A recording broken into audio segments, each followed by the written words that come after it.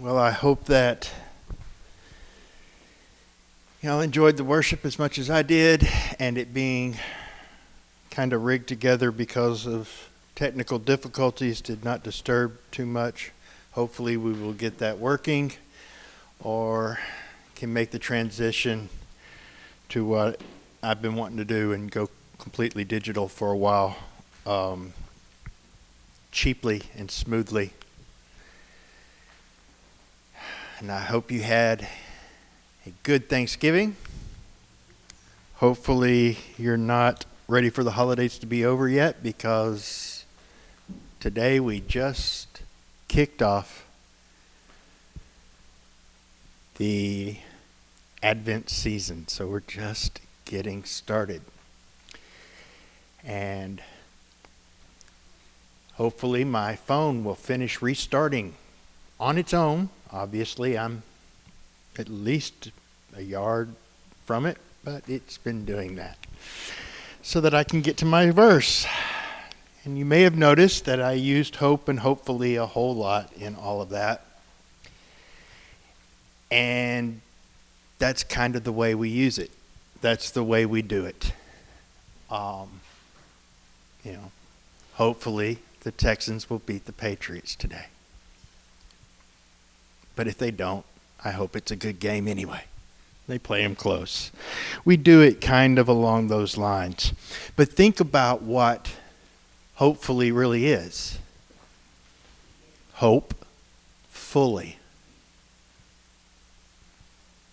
To fully hope. And hope is the first focus of the first week of Advent. And so my two verses for today will be maybe surprising. Not traditional Christmas. But 1 Peter 1:13 tells us, therefore, preparing your minds for action and being sober-minded, set your hope fully on the grace that will be brought to you at the revelation of Jesus Christ. That's what our hope is to be fully set on. The grace that we've already received, and the grace that we will fully be receiving when Jesus is revealed to us completely. A verse that some might be more familiar with is also from 1 Peter chapter 3, verse 15. But in your hearts honor Christ the Lord as holy, always being prepared to make a defense to anyone who asks you for a reason for the hope that is in you, yet do it with gentleness and respect. I was thinking about that for a few minutes, and maybe I'm the only one, I don't know, I'd never thought of it before, but Peter's writing this letter and he doesn't say, be prepared to give a reason for your faith. Doesn't say, be ready to give your testimony at the drop of a hat. It's be ready to give a reason for your hope.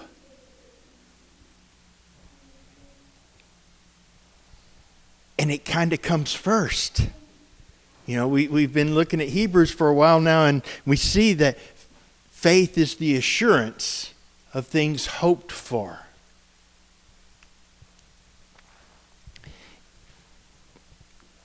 Christmas is a wonderful time to be able to set our attention on the grace, because it's the beginning of the story in our minds a lot of times. But it's not, because the first two humans messed up, and within a few paragraphs there was the promise of one coming. And that was the hope that was being built on before Bethlehem forever. But we're not hoping the way they're hoping because they were awaiting that first coming. And he's already come. And he's coming back again, and our hope is in that. Our hope is in the grace that will be fully understood and fully received when we see him face to face.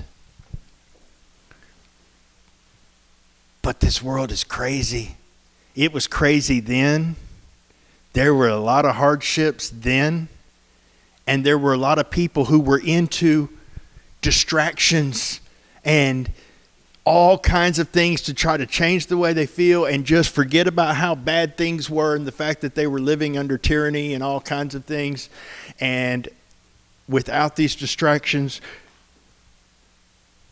they were hopeless. They had no hope. Doesn't sound that much different than now. There is a lot going on in the world that makes people scared and confused and angry and upset, or makes them just turn off. I will escape, or I will obliviate.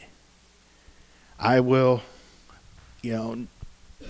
distract myself from all of this, because if I look at this, I will be hopeless.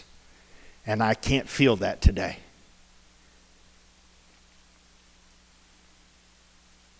And if you have hope, that may be the biggest light you have. It may be what attracts them first. How can you not be afraid? How can you not be overwhelmed with fear? How can you not be panicking at the uncertainty all around you? Well, I have a hope. I hope fully on the grace of Jesus. It's not a wish upon a star. It's not I really want to get what I want. That's what hope usually means. There's a plan in action. It was put in action a long time ago where God said, I will make a way to destroy evil and bring my creation to me. And God wrapped himself in flesh and did what we were always supposed to do and never could. And did for us what we can't do for ourselves. And died in our place to pour out his love and his grace upon our lives and give us new life. That we receive in part now, as far as in seeing it and understanding it, because we have short-term life on this side of eternity. And we can taste that grace and that heaven now. But on the other side of eternity, our hope is in the truth of who he is and his love for us, and that he will do what he promised he will do, and we will be completely done. The work that he started, he will finish, and we will be a unique and glorious, mature, complete, perfect reflection of his love for us and for the world, and of his glory.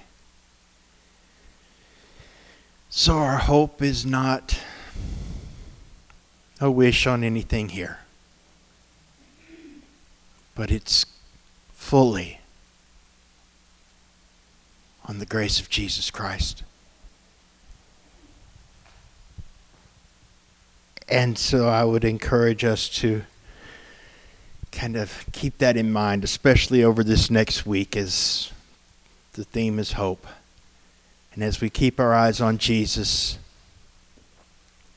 and not on all the lists and craziness and things that have to be done, then maybe somebody will go, you're not reacting to Walmart like I do.